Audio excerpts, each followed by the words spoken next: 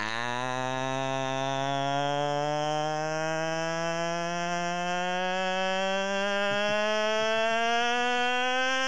good morning, good afternoon, good evening, everybody. Welcome to another episode of the Woolley Show. Across from me is Ming Chen. What's up, everybody? And with me today, I have quite the guest. It's a huge guest, probably the biggest guest that the Woolley Show has gotten. No respect to Q. No disrespect. Disrespect to Q. Mean, yes, no respect to Brian Q. Quinn from Impractical Jokers, but yeah.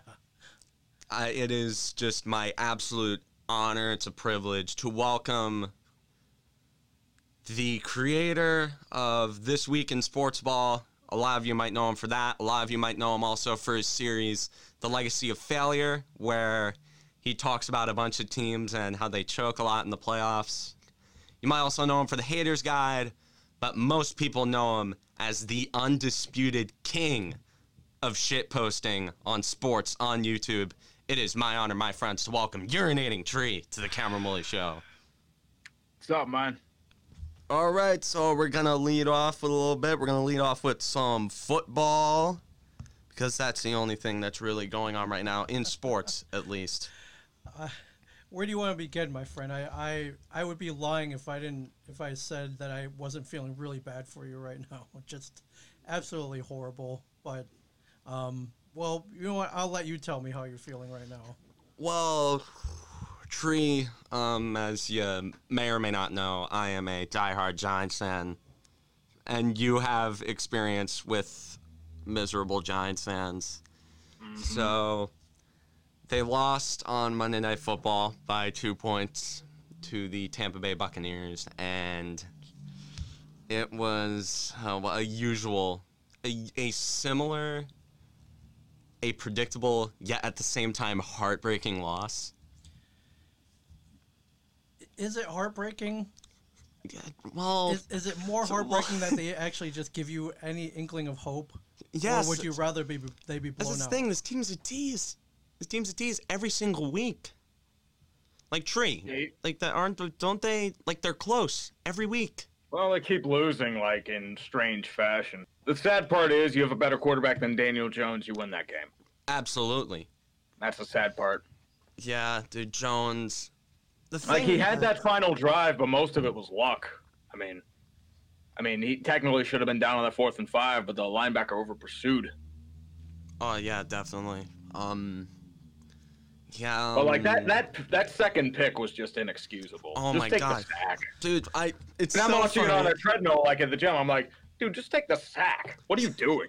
I feel like so many Giants fans. He's trying to be way too cute, and I mean, it's something you have to work yourself out of. But like, I mean, they had to have told him by now, right? I'm like, dude, don't just chuck the ball up like indiscriminately. Just something that's like it's something you have to work out of, and it's tough. It's instinct. That's what it is. It's instinct. Just go down, fall down. Like he knows how to fall down, so obviously he knows how to fall down. He just doesn't know how to hang on to the football while falling down. We learned he knows how to fall down real good.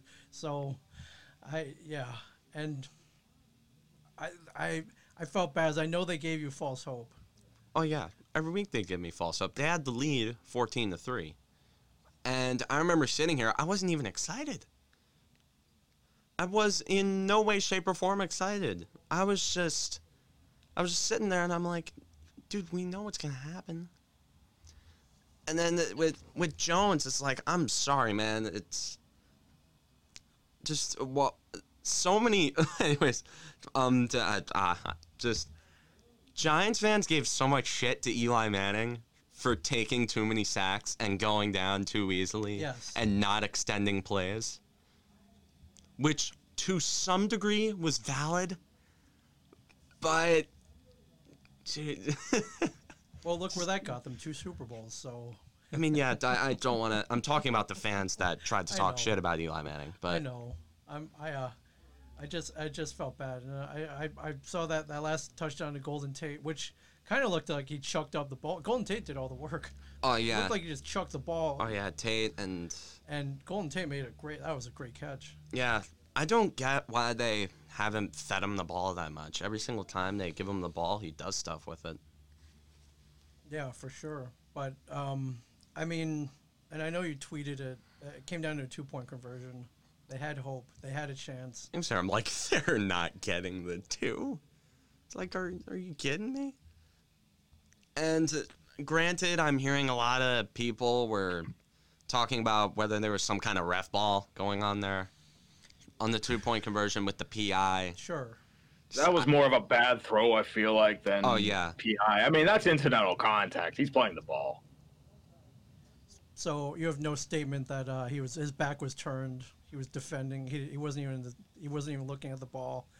Maybe they should have called it. They did call it for a second. Like, yeah, they had the flag on the ground and they picked it up. I don't even know.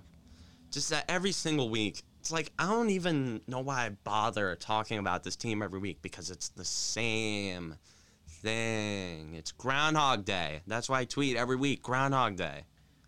Well, I want you to talk about it because it's like sitting on a psychiatrist's couch. Like, you got to just get it It's out. catharsis. Yes. I mean, there's at least a positive here. You're not a Jets fan. Oh, my God, yeah. Dude, So at least you have that going for you. Your yeah, quarterback from your has point of view. legitimately been ruined by your coaching staff. Okay, from your point of view, bigger lolcow, Giants or Jets? Jets. Easily Jets. The Giants just have their head up their ass. The Jets are just malignant. Like, at least the Giants have some kind of reputation in the past to fall back on. The Jets... You've won Super Bowls in the past 10 years. Yeah, I guess that's good. I mean, winning a Super Bowl in 2011, I have complained to a multitude of fans. Like I have a friend that's a Browns fan. I'll complain around him and he'll just scoff at me. Mm-hmm. He'll just be like, "Oh, you're suffering." Yeah. Well, I mean, Like- I get why a Browns fan. I mean, would you be, kind of are. Your team's a mess. oh, But at yeah, the same absolutely. time, it's just like you have won championships. Like, at least I have that. In recent memory. That yes, Mhm. I can. in your lifetime, Cameron Woolley. Yes. In your short lifetime, shorter than mine. I'm an old man, but Oh, but I have good news for you, Giants fans. You claimed Dante Pettis on waivers, Dante. What? wide receiver for the Niners. I mean, I guess that's cool. I mean, just I don't know. okay. This came. Oh yeah, 49ers cut former second-round pick Dante Pettis 2 days after crucial fumble with no trade materializing. Although I guess the trade, it wasn't a trade. They picked him off waivers. So more. It's a waiver. That's pretty much all. It's not a Yeah. bad. I can't wait for Giants fans on Twitter and Instagram to talk about it like he's going to be some big depth grab. Kind of like how they treated Corey Coleman. Why'd you put me second string, coach? Why'd you make me second string? Wow. So another giant who can't hang onto the football. That's Yeah. That's Corey Coleman, the practice squad. He's on your practice squad, right? Last time I checked, maybe? I don't I think know. you just signed him there, but I'm not sure. yes. He is on the practice. Okay, he is squad. on the practice squad. That's all right. From what I Now, remember, there's a bust of a draft pick. yikes, Corey yeah, Coleman. Corey, yeah. Oof. I think he had his only touchdown reception as a Brown in his rookie year, but I remember he had one of the very few. He had that against the big Giants. drop in Week 17 that solidified 0-16. The only reason why I know that is because he played the Steelers. Well, everybody knows about that. I mean, you're having a good time as a Steelers fan, dude. Did you expect this? No, not at all. Like, I expected mediocrity. I did not expect 7-0. Okay, I know you throw around this term a lot, and the Steelers have gone through quite a bit of turnover, and you use this term a lot to describe teams turning over their roster. But do you think there's been a culture change in A Pittsburgh? little bit. I mean, they got rid of some of the cancer. I mean, Ben's at least changed, or at least started to change a little bit, I think. Yeah, well, they also cut out the tumor known They cut as out AB. well, I mean, they forced out a lot of cancer. Le'Veon, AB, the defense they overhauled. I think that's the big thing, if anything. Oh, yeah, that defense is finally... the past few years watching the Steelers, I don't watch them that much, but I try to catch some of their games whenever they're playing and they're on CBS, and the Jets aren't hogging up that time slot in my area. Mm-hmm. But one thing I'm noticing is that over the past couple years, I'm seeing a different kind of Steelers team. Yeah, I have more confidence in them this year than I did in 2017. Because if you go back in 2017, I was very skeptical of them. Oh, my God, They were doing, like, the same thing. It's like they played no legit quarterbacks. They would always play like shit. They beat down in the fourth quarter or tied. And then there'd either be this outstanding play by Ben, Bell, Antonio Brown. They make this great catch or, like, this incredible feat. They bail him out. Chris Boswell would nail, like, a 40 to 50-yard field goal and win the game. That happened more times than not. It was only a matter of time before they got exposed, and they did. Yeah, against the dreaded Saxonville. Mm-hmm. I saw that coming a mile away. Oh, yeah, I remember your Congrats Steelers video. That was one of your, in my opinion, that's one of your best. So, yeah, you got to be feeling pretty good. So, second time in franchise history, they've gone 7-0. The last time they did, they won the Super Bowl. Yes, they beat Super Bowl. The dreaded Tom Landry-led Dallas Cowboys. Mm-hmm. Yeah, the Yinzer in your basement has got to be very happy. Yes, he's very, very happy. In fact, he wouldn't stop talking about getting Super Bowl. Mm-hmm. And I gotta go down the Giant Eagles and get some IC light. Def. And the 7-0 has not been a cakewalk, so they've beaten some pretty good teams. Well, they had some weak teams, but the last two have been legitimate tests. You almost screwed the pooch against the Titans. Yeah, I mean, you deserve to be criticized nearly blowing a 20-point lead. But they made it through. Okay, against the Ravens, this is where I think a lot of people are starting to buy them. The thing with the Ravens is, like, they would have won that game if Lamar Jackson didn't turn the ball over so. Like, he had, like, issues with fumbles and interceptions. I'm like, I thought you were done with this shit, man. Hey, maybe coaches just kind of figured him out, I guess. Yeah, it's a thing that can happen with quarterbacks that have great seasons, and then if they game plan right for him. Yeah, go back to the game tape, see some flaws, some weaknesses. Like that, I don't know, man. That guy can adapt, man. So this is a legit victory, man. Good defense, man. Yeah, man. It's that. Yep. Okay, do you think T.J. Watt is currently the better Watt brother in the league right now in terms of? I don't know. production I and mean, talent? in terms of like right now, probably, but that's because TJ is like 30, and he's playing on a bad team. Like that would be the only reason. JJ, you mean? Yeah, JJ. I mean, don't forget about Derek Watt, the fullback, also with the Steelers. Oh my God! Oh, imagine if the Steelers pulled off a trade at the trade deadline to get JJ. Huh. Titans would have never allowed it. Oh yeah. Mm-hmm. Well, so I'm looking to I mean, win. it would have been nice. The Steelers really didn't need him, though, unfortunately. I mean, you have Tuitt and Hayward. They're pretty solid. Alawalu's been pretty solid as well. And it is what it is. Yeah, you got the Cowboys this week. Yeah, Jerry World. I mean, should not be a formidable opponent,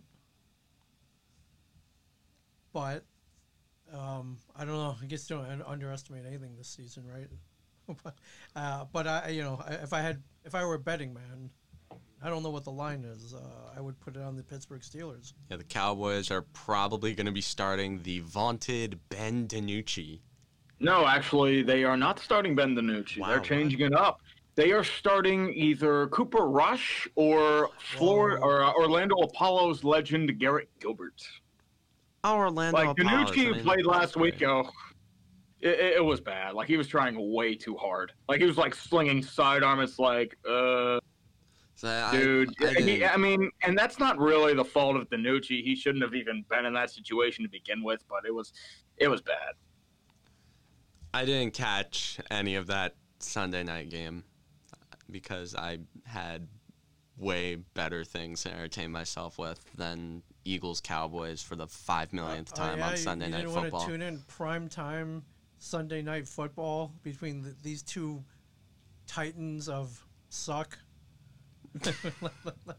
just to see what the outcome was. Tank division, just Hardcore tank division. I mean, as much as I love, seeing, say, Mike Tyson fight, say, Holyfield, sometimes the Glass Joe battles, Glass Joe versus Glass Joe is also entertaining, right? Always. Oh man. And who do the Giants have coming up this The week? Washington football team. Oh, again. So I can't remember if I asked you this. How much are they going to regret accidentally winning that game a couple weeks ago? Oh my God, the Jets have 0-16 potential. Sure. Jones hasn't progressed at all. If anything, he's regressed from his rookie year. Right. And A lot of fumbles. And the problems are only glaring even more. Not only is he fumbling, but he's also throwing a shitload of picks. So that's horrid. And I have a bad feeling that if the Giants aren't at first overall and Gettleman stays at GM, which is probably going to happen, knowing how much the Maras value organizational loyalty. And even if they do fire Gettleman, they're going to hire from within the organization, which has been rotting and festering ever since 2013. So I still think that if they're not at first overall, they don't take a quarterback. Even though Justin Fields, I can get not taking Justin Fields because he's from Ohio State, and there's a lot of red flags that come from quarterbacks from Ohio State. I mean, the team that the Giants are playing, they drafted their own project from Buckeye Nation, and he didn't work out. Whatever reason that didn't work out, but it just didn't, and that might scare the Giants away from Fields. And I guess also it helps that Penny Sewell's looking to be a more likely than not franchise left tackle.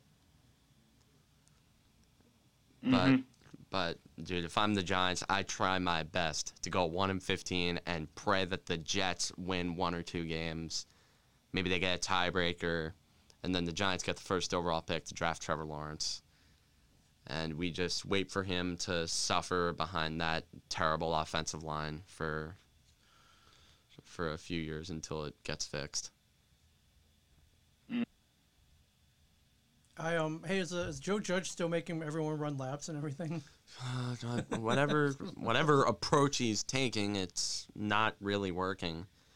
I mean, they look better coached than they have in the last few years, okay, which says absolutely nothing about this team, because they went through Slick McAdoo and Pat.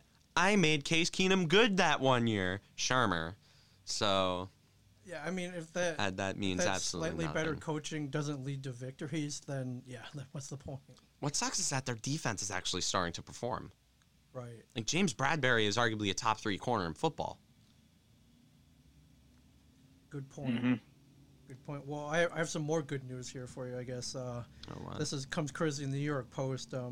So the Giants' average margin to defeat in the first half of the season was 13 points in 2017, 8.5 in 2018, 13.6 in 2019. This year it's down to 7.8. So hooray! We're only losing by just over 1 touchdown, boys. Yeah. Hey, That's progress is progress, am I right? Yeah, I know progress. I gotta take the How wins. long that I until can you get. bench Daniel Jones for Geno Smith? Ooh. Oh, okay. Don't remind me. Don't remind That me was of bad, that. dude. That was I've never been more jaded toward one of my sports teams than when McAdoo did that. That was bad, dude. Like, at least start Davis Webb and see what you've got. Don't start fucking Geno Smith. That was an ego thing. Oh That's my god, why. yeah, that was like when the Bills benched Tyrod Taylor for Nathan Peterman. Mm-hmm. Ego. And then Nathan Peterman was nowhere near ready, and he lost them the game. Yeah, it sucks. Peterman was actually good at Pitt. He was. He was really good at Pitt. It's just, it was sad to see him like fall apart like that. Yeah, just. So I mean, he's still in the NFL, but I don't know if he's gonna get another shot. Oh no, he's not gonna get another shot. The legend of Peter meme is too big. Mm-hmm. Way too big. How about we talk about Tua for a second? Oh, hey. The Dolphins, Tua. Tua Tagovailoa.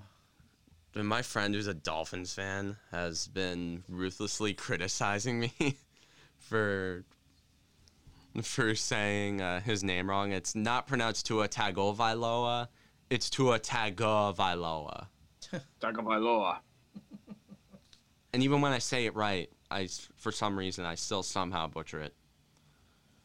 I haven't looked at his line yet, but I think Tua had a pretty solid start as Ming leaves the room real quick. But from what I saw, I thought he looked pretty good. I mean, it was a quarterback making his first start. He wasn't making boneheaded mistakes like a certain other quarterback we've talked about.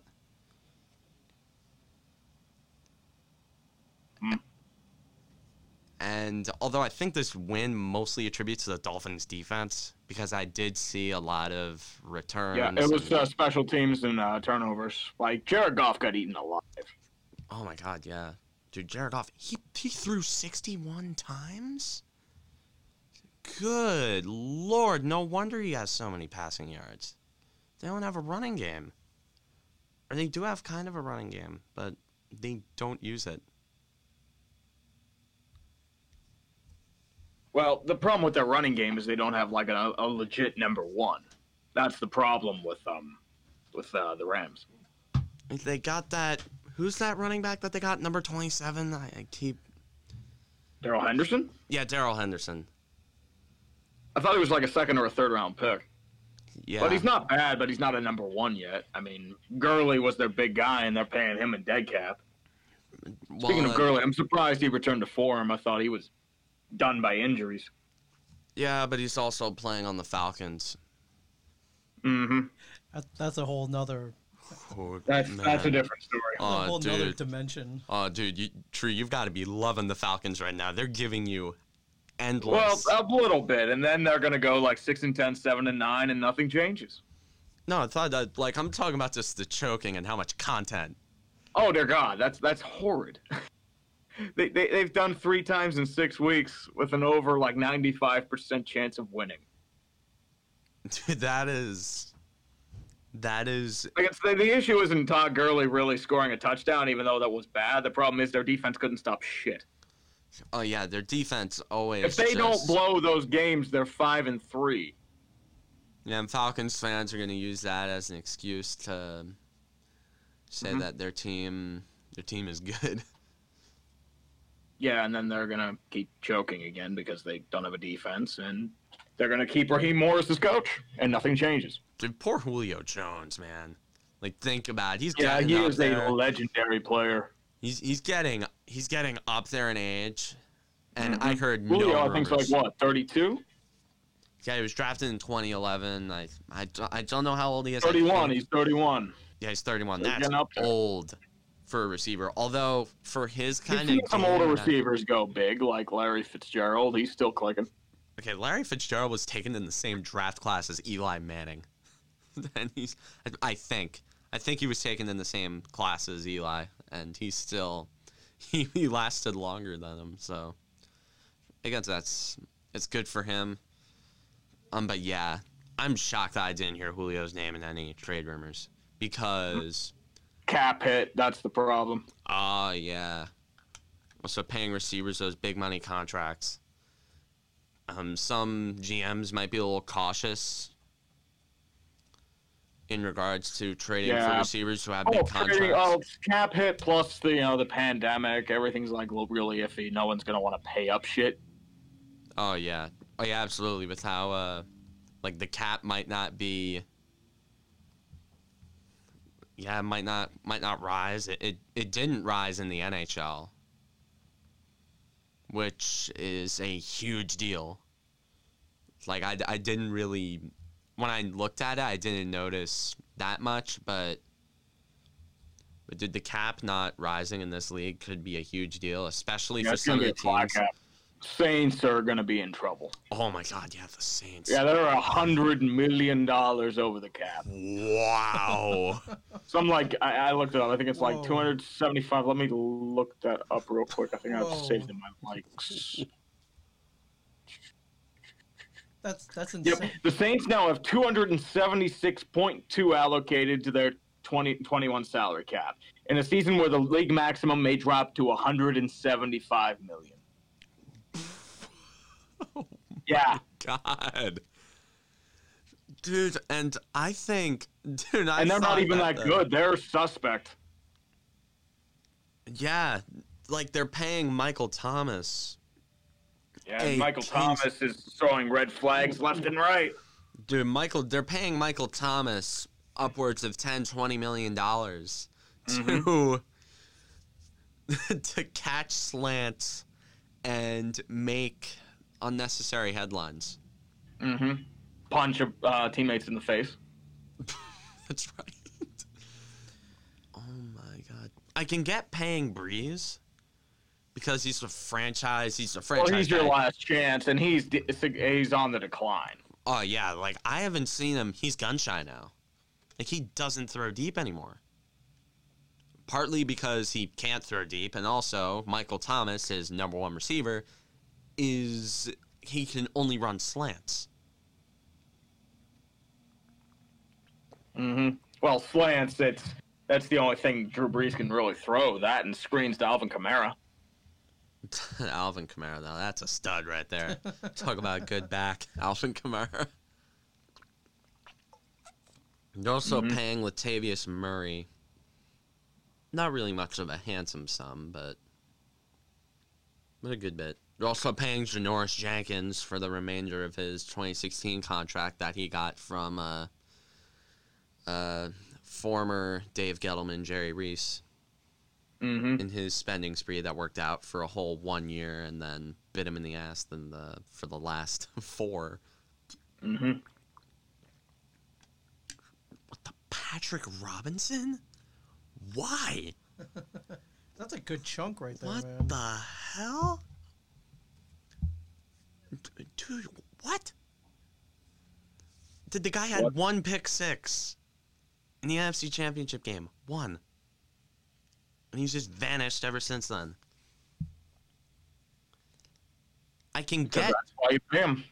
I can get paying Malcolm Jenkins because he's good. I can definitely get paying Ryan Ramczyk. Oh, Ramczak's an elite right tackle. And the Giants took perennial Butterfingers spokesman Evan Engram over him. Well, a lot of teams took guys over Ramczyk. Steelers technically took T.J. Watt over Ramczyk. Well, yeah, but at least T.J. Watt has become a premium pass rusher. Yep. Didn't they give a crazy extension to Taysom Hill? Yeah, I think they're paying him like over $20 million. To be a gimmick. Well, it's because they think he's like the quarterback of the future. He's 30.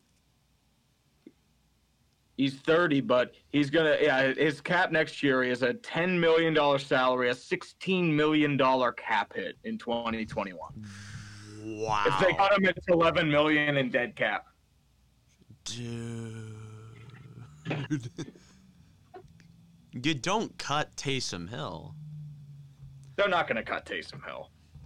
No, I don't get how he hasn't tried out at receiver for the Saints yet, because he's actually a damn good receiver. He's doing well both. I think he's like, in fantasy, he's like a tight end. What? Well, I don't He's their gadget guy. Quarterback, running back, wide receiver, He can do tight it end. all. Oh, Soon yeah. enough, he'll probably be playing defensive back and wide receiver and offensive line. He's earning that paycheck. It's like, oh, hold on, Ryan Ramchik's out, and here comes the new starting right tackle, Taysom Hill. Oh my God, he just can do it all, can he? Mm-hmm. They also got famous Jameis on the payroll. Yep. Well, famous Jameis is more of a stopgap, to develop. I feel like Even Jameis though- Winston. Okay, about Jameis Winston, I still think he can become a successful quarterback in this league if a coach just kind of with the right kind of coaching. Maybe. Like, The you know what I problem with mean? him is, if it weren't for the turnovers, he'd be elite. Oh my God, Like, he yeah. has the arm strength, he has the accuracy, he has all the intangibles to be one of the best quarterbacks in this league. He just has terrible decision making. He keeps turning the damn ball over. Yeah, absolutely. And that's something you really can't coach. Well, I mean, if you have put the right scheme around him, maybe.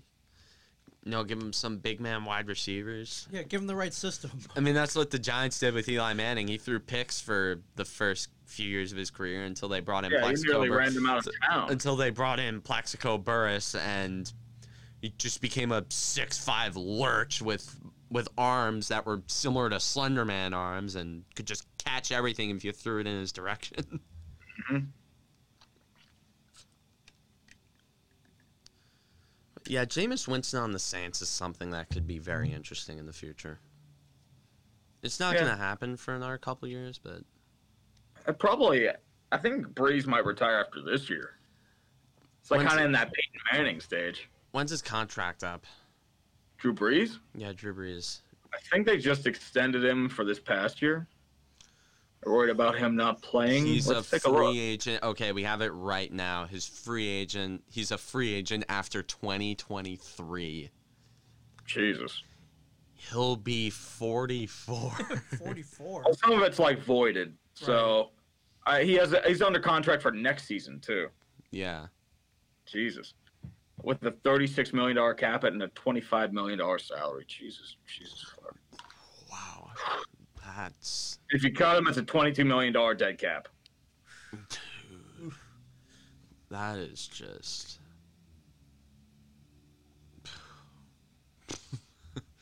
And it's not like he's Tom Brady. No, Drew Brees needs Bruce Arians. Because for The some thing reason... with Brees is that he doesn't have the arm strength or the ability he once had. Age is making him decline. And it happens to everyone. So, Yeah. not much you can do there. I mean, Tom Brady's holding out somehow. I thought he was done after last year. He did not look good last year. Yeah, I was talking with a bunch of... Over the offseason, I was talking with Bucs fans. I'm like, dude, you realize Brady is 42. And he had his first signs of decline last year. He's 42 years old. He's going to fall off a cliff. And now, well, I should have known with Bruce Arians. He's just a wizard when it comes to reviving old senile quarterbacks. I mean, he turned Carson Palmer into a MVP candidate in 2015. So, also they put a bunch of tools around him to succeed. Yep. Yeah, they did for sure. No doubt. Oh man. But yeah, good luck to the Saints, I guess. Yeah, I mean, they look iffy as hell. They do not look like they're in full sync, or they look suspect as hell. Oh my God, yeah. I mean, they should have lost to the Chargers. They were a good play caller for Chicago away from losing to the Bears. Panthers they nearly lost to. So like they're ripe for getting torn apart by the right team. Well, the Bears are also another highly suspect. Oh, they were easily suspect. They've been lucky as hell. Dude, the legend of Big Dick Nick might not be. I mean, it was cool for that game against the Falcons, but other than that, we haven't seen a lot of that 2017, 2018 Nick Foles. Well, Nick Foles is a situational quarterback. That's the thing. He's best in those short spurts, kind of like, the playoff run with Philly, 2019 or 2018 with Philly. You had, against the Falcons with the Bears. Like, he's best in those short situations, give you like a jolt. That's what Nick Foles is. You try to rely on him as a full-time starter, he just doesn't have the ability to do it in full-time spurts. It sucks because I remember in 2013, Foles he gave me nightmares. 2013 Foles was elite. Then he went to St. Louis and got ruined. I remember I was sitting there watching Foles in 2013, and I'm just being like, we're going to have to deal with this? We're going to have to deal with this for the next 10 years? Yeah. You kidding me? And then that's the thing with a bunch of NFC East quarterbacks that come up as potential franchise saviors for either the Eagles, Cowboys, or a football team. Like I remember with RG3 in 2012, I'm like, oh, God, I'm going to have to deal with this for 15 years. Yeah. Nick Foles, oh, God, I'm going to have to deal with this for over a decade. And with the Cowboys, oh, God, Tony Romo. And then he broke his collarbone. And then Dak Prescott. Well, for the first couple years, he was kind of a meme, but then it just became, oh, God, Dak Prescott, I'm going to have to deal with this for the next 10 years. And then he broke his ankle. We don't know what's happening with him. Yep. I think Dak Prescott isn't really going to hurt that much in terms of money. You're looking at what the Cowboys are doing without him. He's just in there like, hey, Jerry, see how bad your offense is without me? Pay me. Pay me, motherfucker. Oh, yeah, dude. You're the Jerry only Jones. reason your offense clicks. Oh, dude, and Jerry Jones has been extremely hesitant to pay him. Like, he paid Zeke over him, which... Yeah, that worked out, didn't it? Oh, yeah, that's working out well. Great. Well, the problem is you pay running backs. That's not a good sign. Yeah. Which brings us to one of our mailbag questions. The Cameron Woolley mailbag is back and in effect. Yep, absolutely. What do we got this week? Oh my God, we have so much. Oh really? My God. So, well, I mean, we haven't really read a mailbag entry in weeks. So. I just mentioned Trey. I just mentioned your name, and now everything's flooding in. Oh, all right. Mm-hmm. We're just gonna go to the Prescott question. This is from my friend Dr. Salt. You might have heard his name a few times. Oh, yeah. Where is Dak Prescott ranked among quarterbacks? Dr. Salt asks. It's a tough question. I always struck him as like a Tony Romo type, a good and not great guy. A guy who's going to put up a lot of stats and, be Pro Bowl caliber. But he never struck me as like the elite of the elite. He struck me as more of that second tier.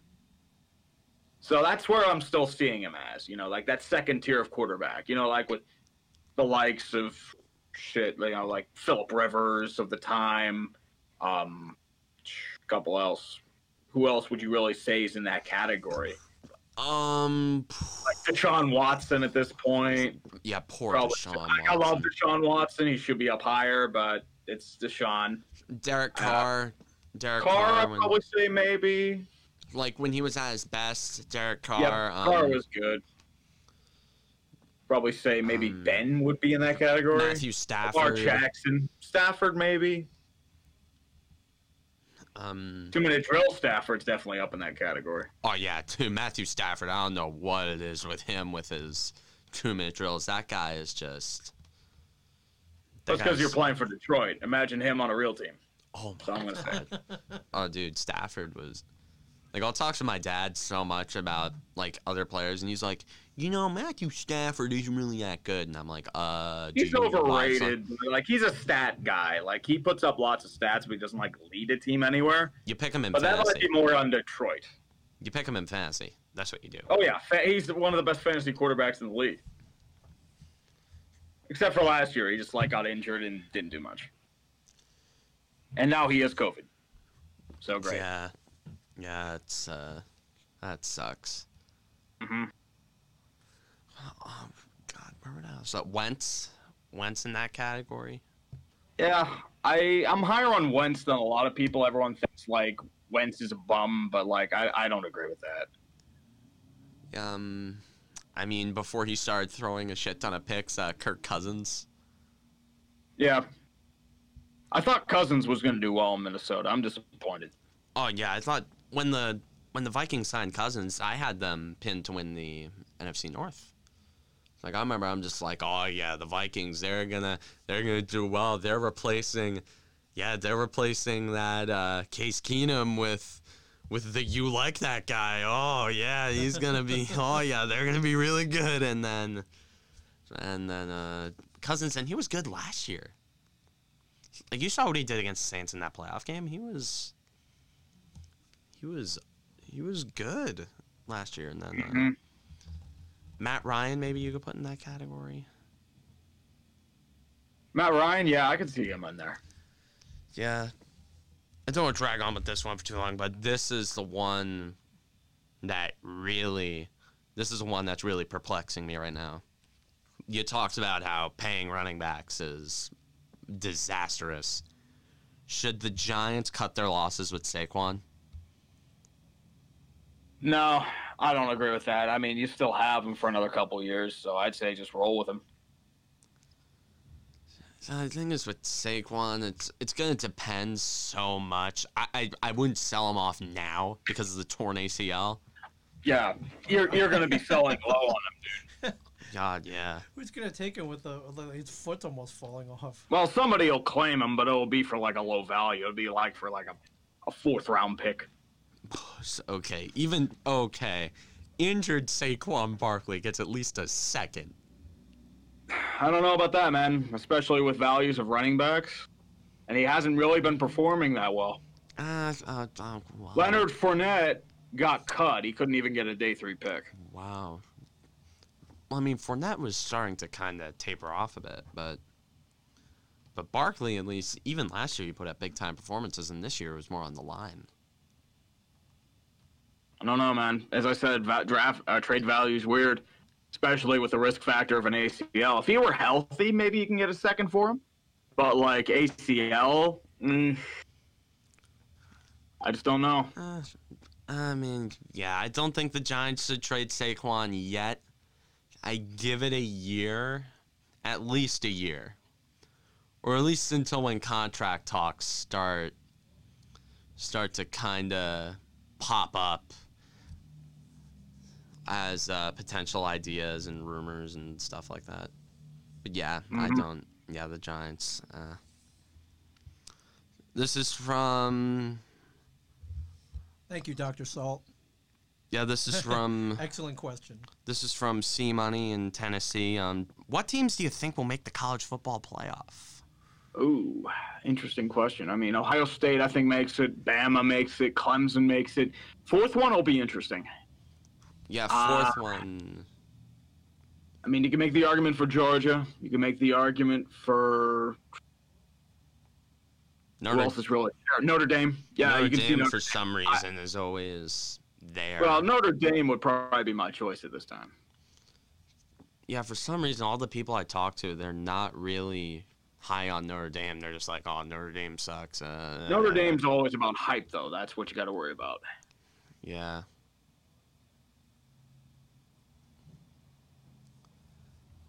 Yeah. Clemson almost lost. Yeah, to Boston College, but that's but that was without Trevor Lawrence. Yeah. And that was with, I think, a true freshman quarterback. Oh yeah. University of Miami. Maybe. They're 4-1, or they're 5-1. They're 5-1 overall, 4-1 in conference play. Although their one loss is probably to Clemson, which all in all probably kills them.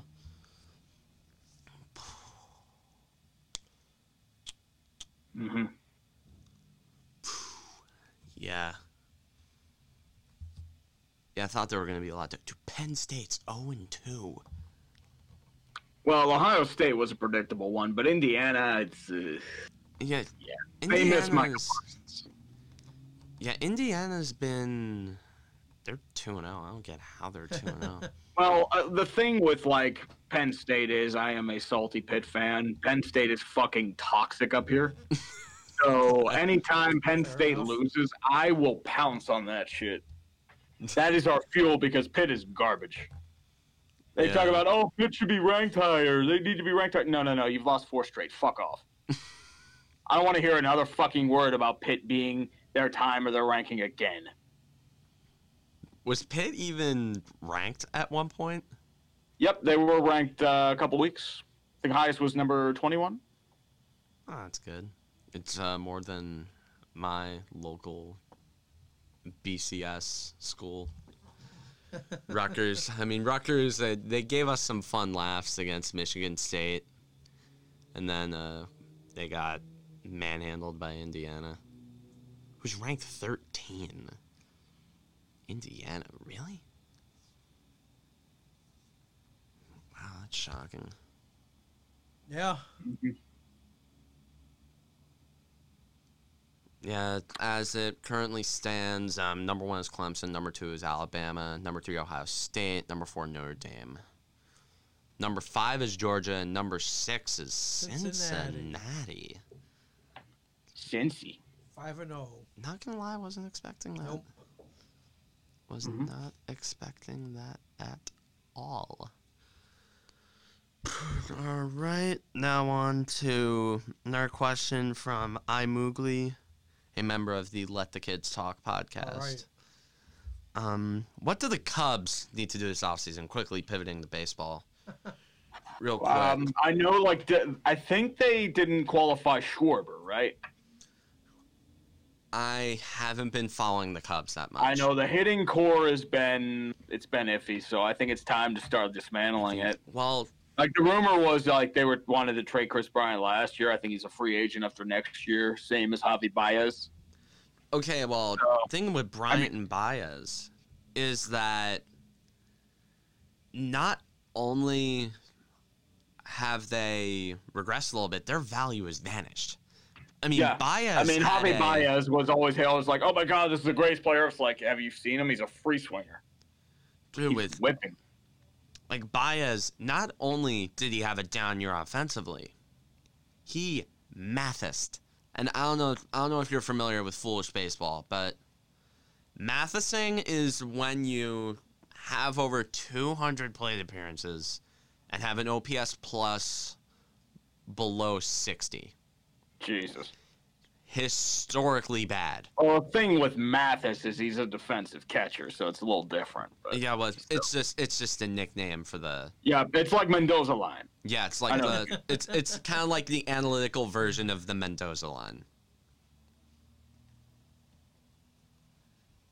But yeah, I don't know if you can sell high on Bryant and Baez. I don't know if they think about trading Baez. But yeah, the Cubs, they still have great They're in pitching. trouble. Like, hitting is a mess. I mean, pitching-wise, you got a great year out of Jeffress. Your bullpen's still iffy, as it was showed against the Marlins. Oh, But, yeah. Yu Darvish has had a good resurgence, so you're okay there. Kyle Hendricks is doing all right. You have a decent option there. So you have 3 pitchers. Do you have anyone else coming through the pipeline? That's your question.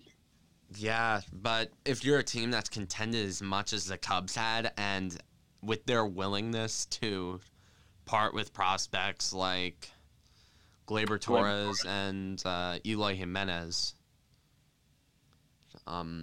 there's probably not a lot of guys in there. If I'm not mistaken. But yeah, if I'm the Cubs, I'd probably start liquidating the hitting. Although I don't know if you can get much. Maybe I wait a year. Because good Lord, they gotta produce at least a little bit more in order for that kind of value to kind of rise up. I mean, Bryant, like a free agent after next year. He's probably a deadline get at this point, and deadline gets they're rarely shown to be big go-getters for prospects and cash and stuff like that. So yeah, the Cubs, they're in a weird spot. I can't get a gauge on them. Like I'll try watching them like on MLB Network, or I'll get on like Quick Pitch or something like that, and I'll just look and watch them play, and I'm just like, what the hell? It's kind of like the Islanders. For some reason, they're good, but I can't gauge why they're good. Yeah, you can't put your finger on it, but it's like, all right, they're Like the Cubs shouldn't be. The Cubs should have been nowhere near. The problem is the NL Central itself is a mess. The Reds were, they didn't do anything until like the last 10 to 15 games, and then they laid a massive egg in the playoffs offensively.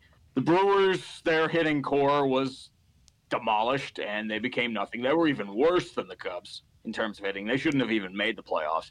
The Cardinals were just mediocre. They're just that. And the Pirates are legendary levels of trash. That's why they made the playoffs. Yeah, they're the Pirates. Someone's got to be the Pirates. Yeah. Might as well be the Pirates. Yep. They were garbage. I didn't even pay attention to them. They were that bad. And I'm sitting there at the pitching staff who the fuck are these people? Who is Nick Tropiano? Jameson Taillon. Taillon had Tommy John. Again. Yep. Felipe Vasquez, I wanted him traded at the last deadline. They didn't. And they said, we'll get him a thing of the offseason. He becomes a pedophile. Because why not? Dude, that Felipe Vasquez ordeal was just... It was bad. Just wow. Of course, the Pirates. Oh, yeah. And then our top prospect, O'Neal Cruz, goes and drives drunk after curfew in the Dominican Republic, hits a motorcycle, kills 3 people, and is probably going to jail for manslaughter. So, yeah, that's the Pirates right now. Oh, you poor bastard. Yeah. Baseball is the only... There are punishment for our arrogance in the other sports. That's what I feel the Pirates are. Yeah, it's funny. It's like with Pittsburgh and New York, it's literally the reverse. It's like in hockey and football, Pittsburgh is the one that's always successful and winning games when New York sucks. Well, not really the Rangers. The Rangers are getting it together, but at least for me, the Devils haven't. I mean, they're kind of on the up and up, but it's going to be a couple years until the crop kind of is ready for harvest. And baseball is the one where Pittsburgh suffers, and at least me as a Yankees fan get to look down for once. Until October, when Aroldis Chapman blows another big save and the lineup vanishes.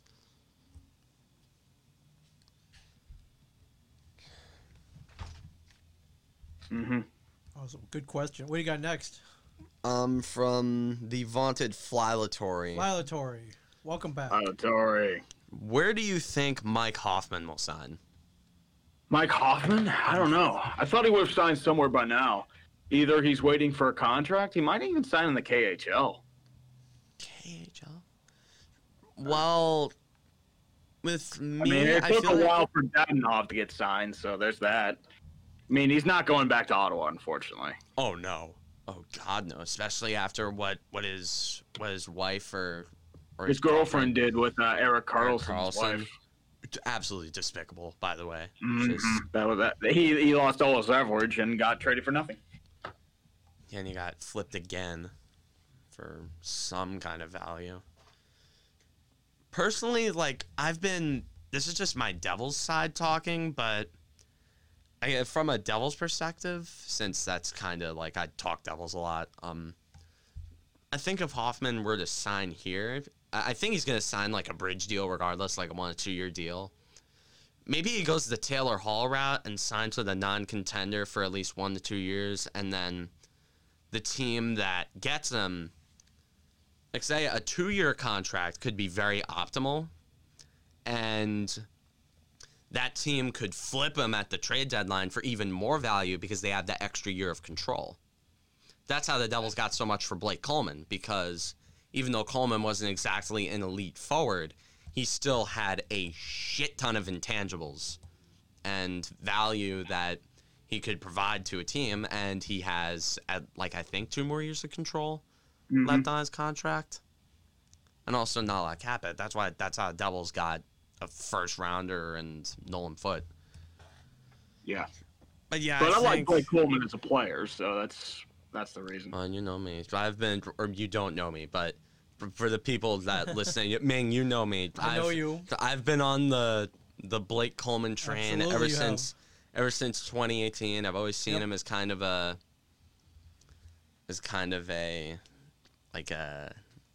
as an underrated, under the radar kind of guy.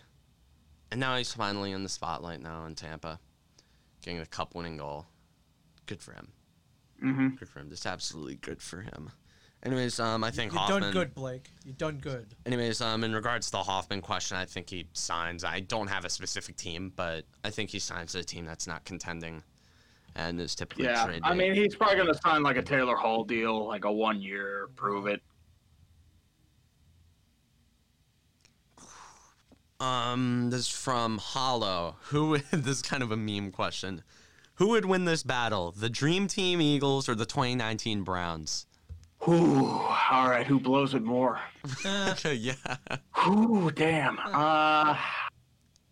I'm going to go Dream Team because the 19 Browns didn't have an offensive line.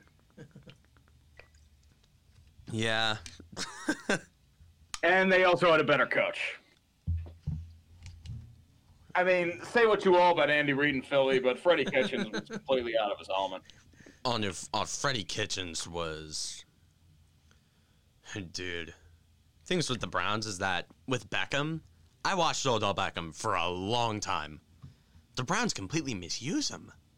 Oh, yeah. Beckham is a underneath slant kind of guy. Every single time I'd watch Browns games, I'd see the box, the middle of the field, and within 10 yards wide open. I'd see Beckham matched up one-on-one with a guy who's not pressing. And I'm like, okay, run the slant route. Baker, call a hot route. Now, come on, you can call those in Madden. Can you call those in real life? Just hot route him to a slant route. They're based off real life plays, so yes, you should be able to. Like with Beckham, they just misuse him so much, and now he's torn his ACL, and now I'm starting to think more and more that the Giants sold the Browns a bag of somewhat damaged goods. Well, the problem with with Beckham was just that if you wanted to like sell him, you should have done it back at the deadline or like the year before you signed him to an extension. Because aren't they still paying him dead cap? I think they're still paying him dead cap. Yep, I think either for another year or so. Yeah. Also with Beckham, it was the fact that he didn't have a good head on his shoulders in New York. He kept taking passive-aggressive shots at Eli Manning, which doesn't really bode well because franchise quarterbacks have a lot of... They carry a lot of pedigree. Mm-hmm. And teams will cut guys or trade them if no matter how good they are, if they talk shit about a franchise quarterback, especially one like Eli Manning in New York, where everything is judged based off of if you win. Except for Henrik Lundqvist, even though he never won, he was just. Even as a Devils fan, I feel so badly for him. Now he's on the Caps, which who knows what the hell happens there with him. You never know. Yeah, we're going with Dream Team Eagles for that one? Yep, Dream Team Eagles. Anyways, this is from Link. I don't know if you're a NASCAR guy or not, but We'll take a stab at this one. What's his question? predictions for the NASCAR Cup Championship at Phoenix. Probably more salt and shit shows from NASCAR because that whole Harvick thing was a mess. Yeah, like the only guys I know from NASCAR are Jimmy Johnson, Kevin Harvick, Kevin and Kyle Busch, and Bubba Wallace, simply because of that absolute shit show of a scandal. The scandal. But the thing with NASCAR is that I don't knock NASCAR. Like, I mean, I knock NASCAR, I'll joke about it, because I'll just be like, haha, lol, redneck sport, but honestly, I watched a race, and my friend, the Link, the one who's actually asking this question, does a Cup series on NR 2003. That's just a bunch of computer cars, and he made a bunch of us as names. You're actually in it, by the way.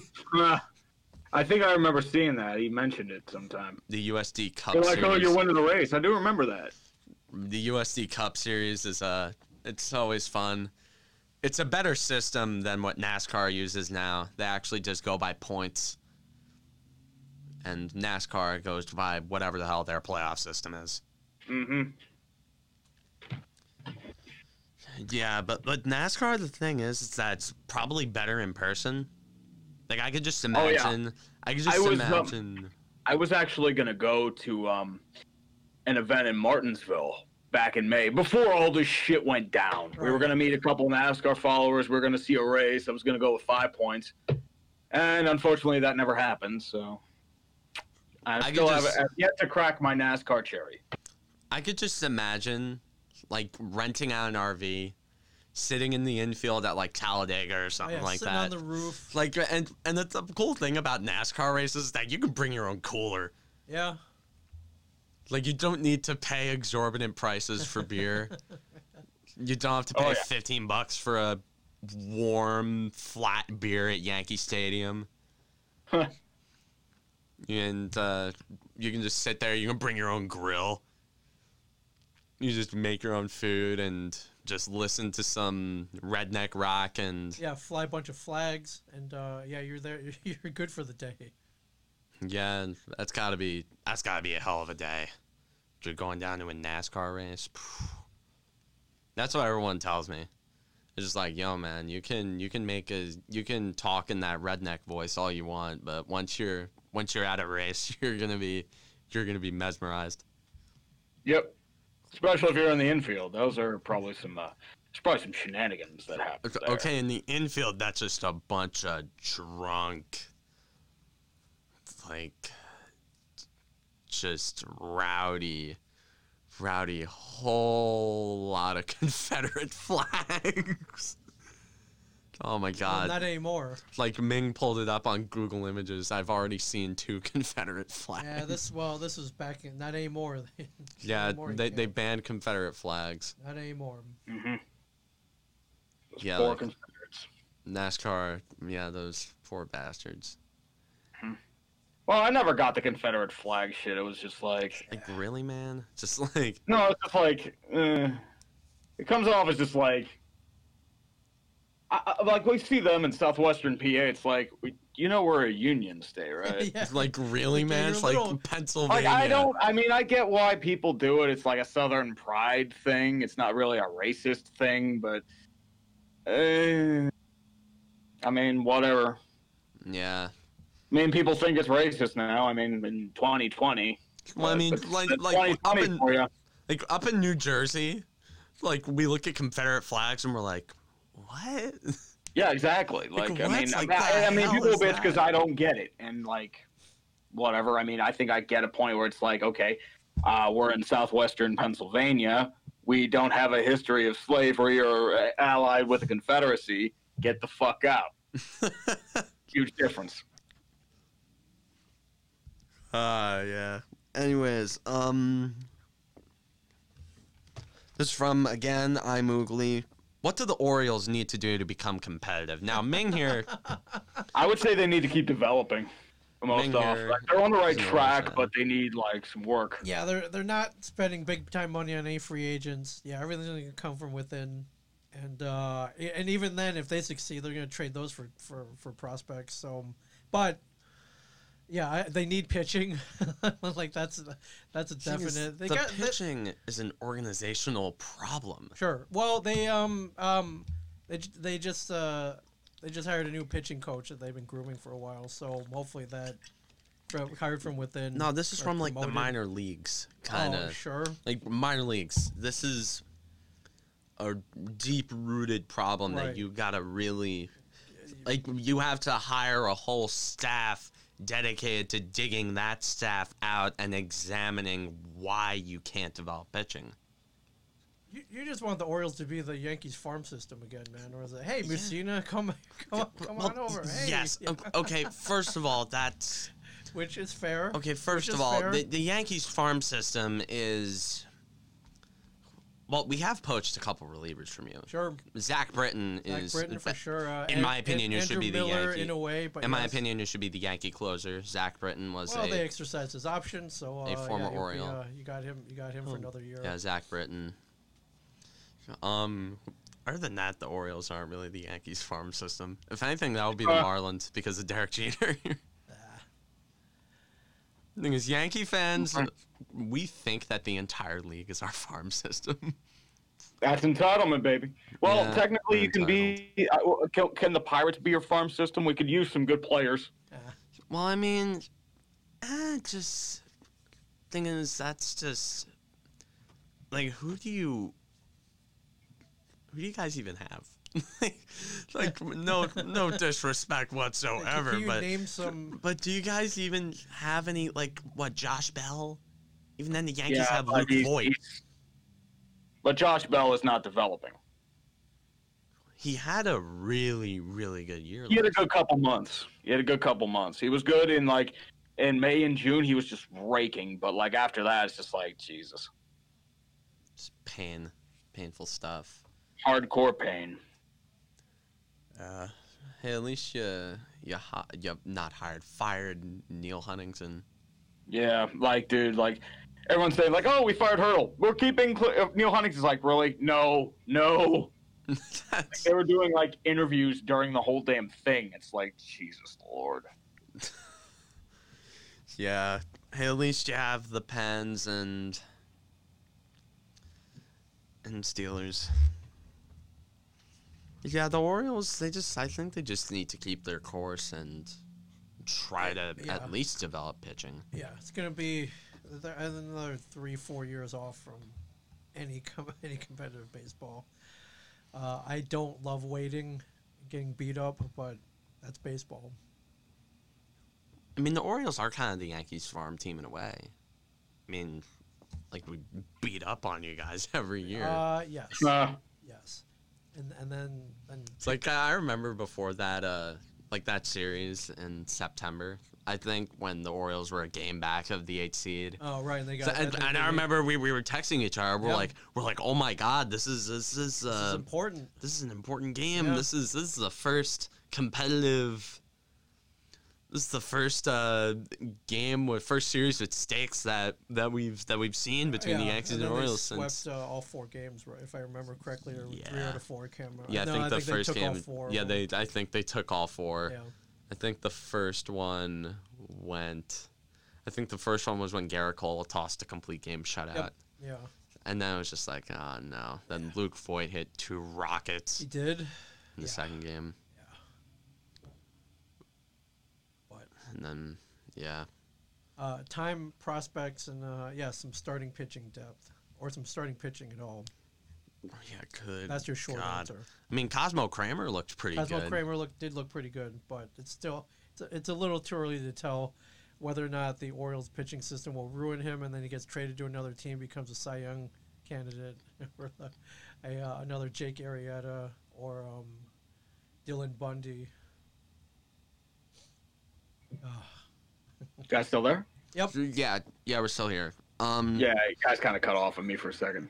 Yep. Oh, We're here. cool. This is from Dr. Salt again. Oh, hey, 2 times, double dipping. Do you guys think that winning the World Series gets the label off Kershaw, considering in the past he's been set up to fail by Dave Roberts?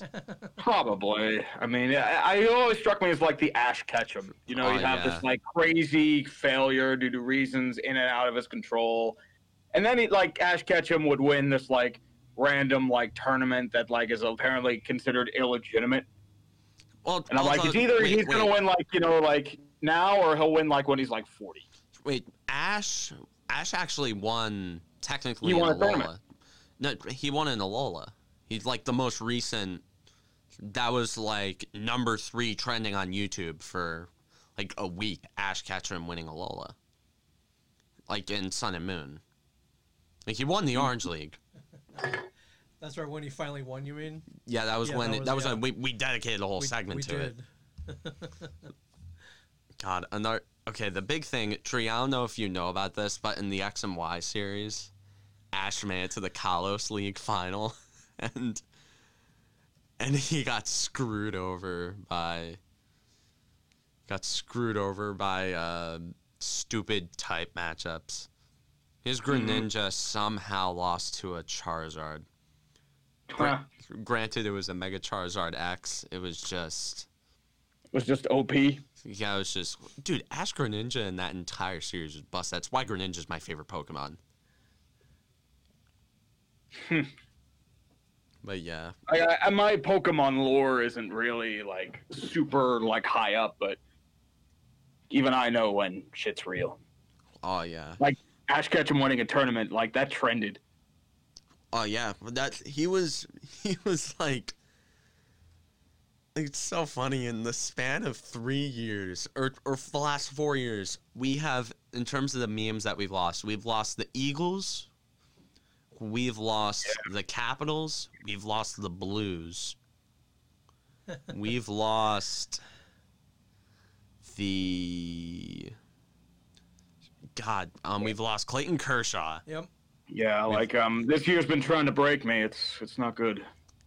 And we've lost Ash Ketchum. Yeah, I know who's left. Well, there'll always be The Democratic Party, depending on how these turn out. Yeah, we'll see. That's a whole nother story. Yeah, well, I mean, dude, this whole thing's a shit show. Yeah. Like hundreds of thousands of ballots magically appearing out of nowhere, all voting for Biden. And everyone dude. says it's mail, and God, it's like, dude, Cameron Woolley, the like at election 4 analyst. a.m. in the morning, it's like, wait, what? Okay. Whoa, the Yankees made a move. Apparently, Ooh. the Yankees. Did they acquire Joe Biden for future considerations? No, they didn't acquire Joe Biden for future considerations and random mail-in ballots. They actually acquired veteran shortstop, former San Francisco Giants shortstop, and Garrett Cole's brother-in-law, Brandon Crawford. Really? Ooh. I think this might be speculation. I don't think this is happening. Still not a bad move. Wait. need to get younger.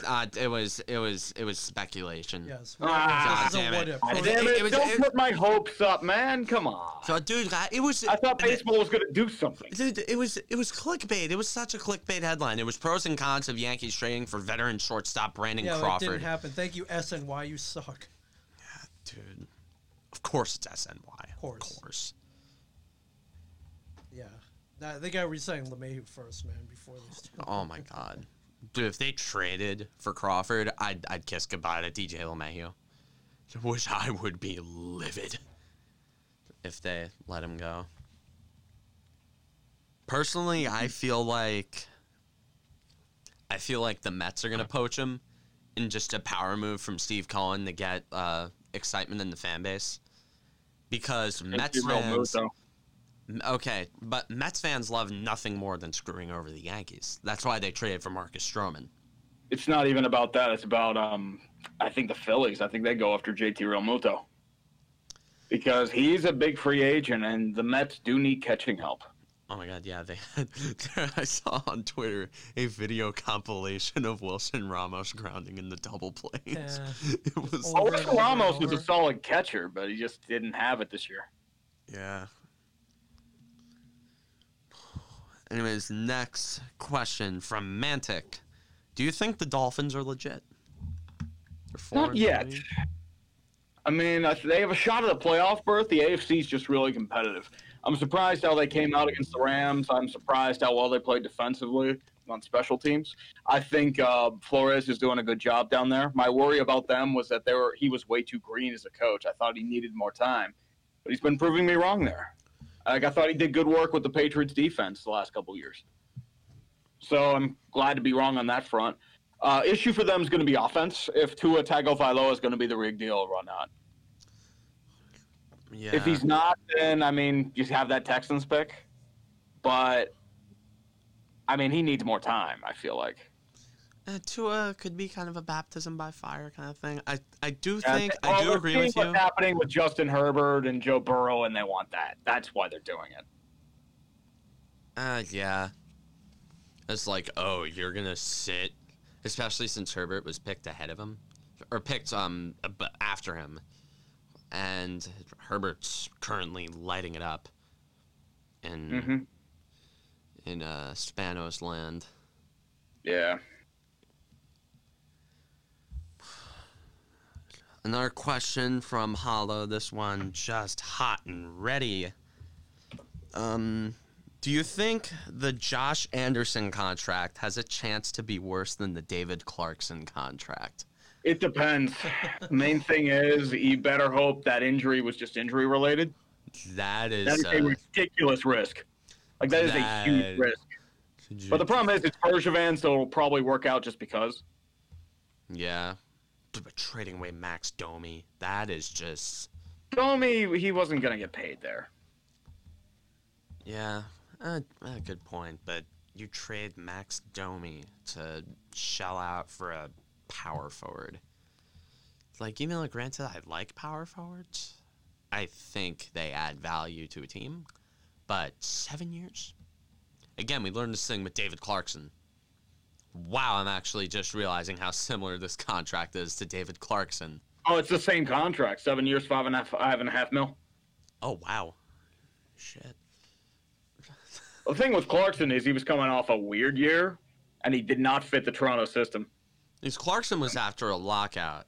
And yeah, it was that after the lockout year. Now, I remember in 2012, Clarkson had... Oh, he was a beast. He was 30 years. David Clarkson. I saw him score a goal.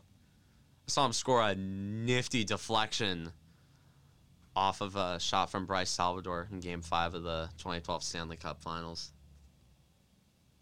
Mm-hmm.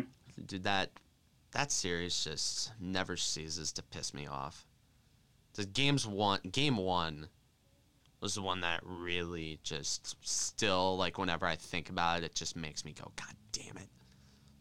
Huh. So, like, Mark Thain missed a wide open net on a rebound. Would have changed everything.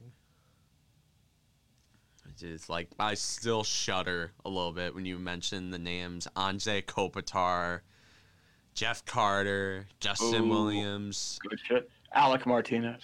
Okay, Alec Martinez doesn't give me flashbacks. I'm not a Rangers fan. Interesting. Jarrett Stoll, that one. Henrique. Okay, Adam Henrique makes me happy. That makes me happy. Henrique, it's over. That goal has been the microcosm of the Devils Rangers playoff rivalry ever since 1994. Yes. Feels good. Well, Yeah. It felt good for a little bit, and couldn't quite finish it off. Yeah. Yeah, that's it for the That was great. mail Everybody, keep them bag. coming, man. Keep them coming. Everybody, absolutely keep them throw coming. it up on I Discord. love Send a this. DM via Twitter Alright. at Cam Woolley Show. Smoke signals, carrier pigeons. Yeah, send a raven. Yeah, tape a note here at the studio door. I'll get it. Slip a letter under the door. However you want to get it to us. Man. We love it. Oh my God! Breaking election news: CNN projects that Joe Biden will win Michigan. Oh, that's Wow. That Here are is. these hundreds of thousands of votes immediately for Biden coming out of nowhere. Oh yeah, that's definitely not going to cause controversy. Oh no, that's definitely not going to get not gonna. Yeah, get that's definitely not going to piss people off. That's Dude, definitely not gonna get retweeted. if people thought this was going to be ending in fucking yesterday, dear God, Yep. not happening. So I was in a call last night with a bunch of guys. Dude, we were just going crazy. I was up until like 1:30. Saw that you're tweeting till very late. I did a great job as as an election analyst. The thing is, it's just like I'm kind of trying to cherish the last election that that I don't have any big stake in. Oh yeah, next time you get to throw your hat in the ring, bro. Next time, 24. Yeah, I man. got to. Yeah, dude, that's gonna Finally, should be interesting. That's gonna be crazy. Should be interesting. Right on, Tree man, you're amazing.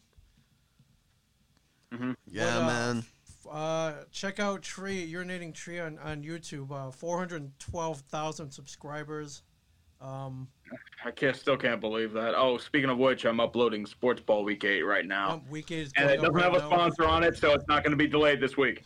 Absolutely, that's really good. I'll be sure to watch tonight. That's always. Yeah, as I said, I felt like this one was weak. I don't know why. Just like I don't know if I hit a wall or there just wasn't much that really like happened. But like I don't know. I know that. I struggled to write it this week. your Tree 2020 logo. Yeah. Mm-hmm. The middle finger. You should have voted for me, then this wouldn't have happened. Yeah. Oh yeah. Trey, I got one question for you. That plaque that YouTube sends you when you hit 100,000, where is it in your room, in your house? It is like right behind me. Actually, it is Nice. right by my door. Like I just I got it like randomly. It's like, oh hey, you can like show. It's like because I never got a notification like, hey, you can get your 100,000. I'm like, hey, I had my 100,000. Do I guess like I never like did like this huge pomp and circumstance because it's just a number to be honest with you. Yeah, it's like, pretty cool. Though. They don't hand those out to everybody. We don't have. I know. Yeah. There was like this fake note. It's like, oh, YouTube cares for me. I'm only like one of like 60,000 people that have ever gotten this. Yeah, and it actually It's looks so pretty great, cool. boys.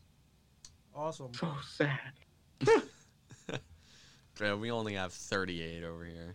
Yeah, we'll get there. And sometimes it just comes randomly. You never know. Yeah, like with you, it was actually the election 4 years ago that had you pop off. Yep. Well, it was part of it. That gave me my impetus to start making videos again. Because I know people like bitches like, oh, this was a terrible video, and you like get bitch because it's like it leans one way. But like, if I don't do that video, I'm not doing what I do now. Yeah. So I mean, I don't know if I'll do a vid on the election this year because it seems like another fucking minefield. But like, dude, it's then everyone's gonna bitch. It's like, oh, that's what ballots or mail-in ballots are for. It's not rigged. It's like. Yeah, like with me, I really don't like to get political on here, but I mean, don't get me wrong. Trump is an arrogant buffoon. Let's not beat around the bush there. oh yeah, And I figured Trump was gonna lose, but like that, come on. dude, it's like I don't like to get political a lot, but like before today, that was kind of like Pashaisha about stuff with like voter fraud, and it's like I figured it was just There were issues like that before, hanging chads in Florida, the Diebold voting machines in Ohio in 2004. Everyone like Democrats like bitched about the Russians. In 2016, it's like. God, don't even get me Yeah, and that's the thing. Like the Democrats are bitching, like, "Oh, why don't you take it fair and square?" It's like you didn't do it either. You try to recount and you lost 140 votes. Like we know that both sides. We knew that People both just sides bitching heading about into politics and like smug Twitter check marks are the worst Twitter check marks, Oh my and they're God. really smug right now. this. Oh my god, dude. It's like it's getting bad. Yeah, just I am. Like I look at my Twitter And feed. no offense to you, man. I know you're a check mark as well, but I just cry. I don't mean you. I mean I cry about the Orioles and I post food. That's about it. So it's all right. I'm post sorry, but pins. I shit post. That's all I do on Twitter. Yes. If you're not using Twitter for shit posting, you're doing it Yes, wrong. that is at Urinating Tree. Everybody, if you're not following it, start following it. I've probably lost some followers with my recent tweets. I'm just shit posting about the election. Oh, It's dude. like not even like anything like siding with one side. It's just like Like one's just like ref ball, unsportsmanlike conduct on Trump, pass interference on Wisconsin and Michigan. The Tank Bowl Penalties 2020. outside, Tank replaying the Bowl. Tank Bowl. It is a tank bowl. Dude, it is. Dude, it's so funny. It's like I remember last night it was it was just Trump blowing him out in like Pennsylvania, Michigan, Wisconsin. And I remember I'm like, oh my God. Then I'm thinking, there's mail ballots. There's so much that's gonna be counted. But there's just so much, dude. This is gonna be like my parents. Granted, I wasn't born in 2000. Hell, I wasn't even a thought in 2000. But from what I heard, Bush Gore was rough. Like Gore was literally going down the elevator, and he lost Florida. Yeah, dude. Yeah. Well, yeah. Yeah, it's like, and this year everybody's saying, "Oh my God, it's gonna be like Bush Gore," and I'm like, I don't have any reference to that, but okay. And meanwhile, I'm seeing so much. I'm seeing so many headlines like, did this county stop counting this ballots at this time? Or, that there's 10,000 some odd ballots over here that haven't been counted up, 50,000 here, 100,000 there. Oh, hold on. Dude, you know both sides lawyered the shit out of themselves. Mm-hmm. They just lawyered up both sides. It's going to be... Like, I'm just enjoying the last time I can have of, just like kicking back and relaxing during an election before I'm 20 and I have to, actually vote and root for someone big time. Better things ahead, hopefully. Well, yeah. It's like I was talking with someone last night. Don't look at me going down the rabbit hole of this right now, but like I was talking with someone last night. Tree, you may or may not know him. His name's Hogthra. Yeah, I've heard of him before. He was saying, it's like, listen, this election is about the next 7 months. It's a very short-term kind of ordeal instead of the next 4 years.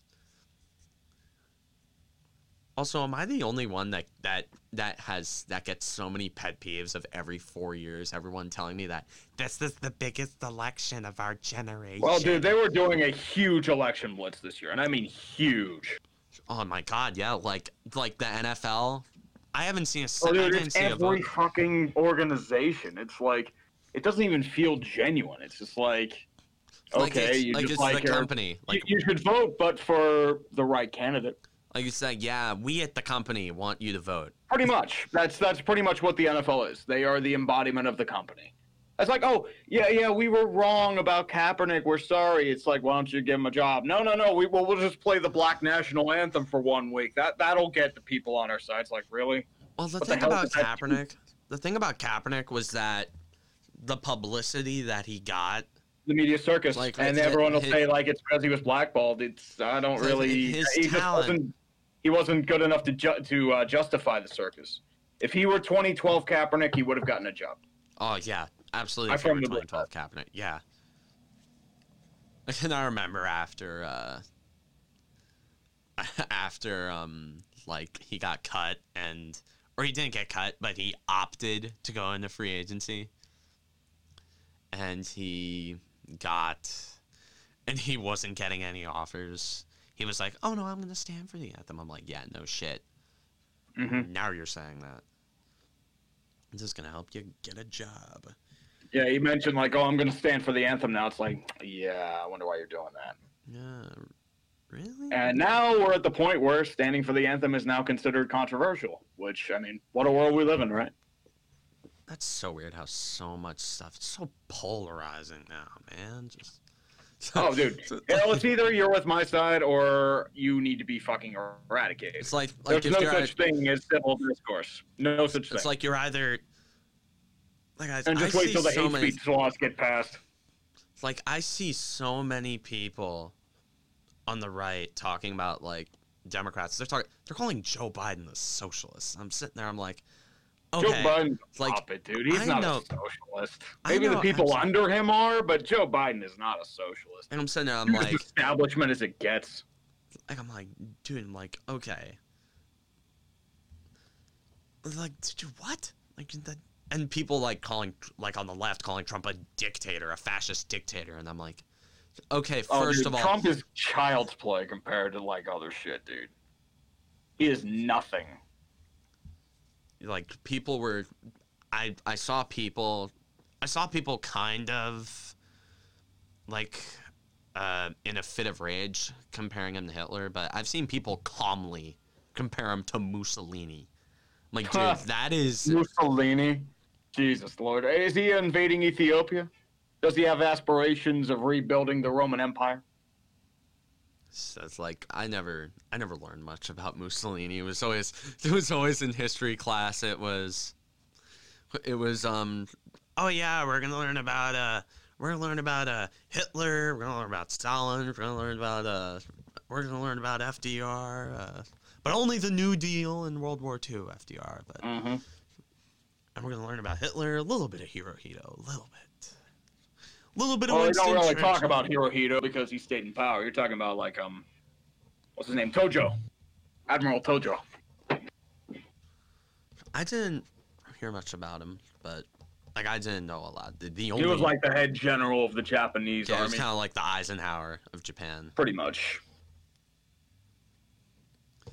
Yeah, but yeah, if you guys want to see more election analyst Cameron Woolley, just follow my Twitter at Cam Woolley Show. It's where the majority of my content comes from. You only see me here once a week. You see me on Twitter every day. You get to see me bitch about a lot of things. You get to see me bitch about whether it be ballots, whether it be Gio Urshela getting royally robbed of a Gold Glove, which is something that I forgot to mention today. Yeah, we'll save it for next week. Yeah. Well, even though, dude, actually, can we just give like a slow clap to the MLB for scheduling the Gold Glove Awards on election day? Rob Manfred is so out of touch. Not only if they did it like 5, that's understandable. Sure. They did it at like 8. Yeah. When the polls in Florida were closing. Right. Florida. They couldn't have waited a day or two or a week for that. I mean, does it have to be? It didn't have to be yesterday, but whatever. They didn't want to wait. They had it scheduled, and apparently Days even before they scheduled it on election night. It's like, what the nobody hell? looked at what else was going on that day, apparently, and Yeah, November 3rd, the first Tuesday of November. I'll check this out. Yeah, first Tuesday in November. I'll care about this. Yeah. Nah, people will watch this. Yeah. Even then, nobody actually watches. The only time I ever watched an awards ceremony was when Taylor Hall was up for the Hart Trophy. Oh, yeah. Right on. Cool. Yeah, anyways, long show this week. Well, we had lots to talk about. Special guests. Lots to talk about. Yeah, anyways, from Ming Chen, urinating tree, it's been an honor. Def, man. Glad I could be on. Yeah, I'm glad you could be on it. Yeah, we really thank you. Oh my God, man. Welcome back anytime. You've been my guy for God, I swear, this week in sports ball has become NFL primetime for a lot of people.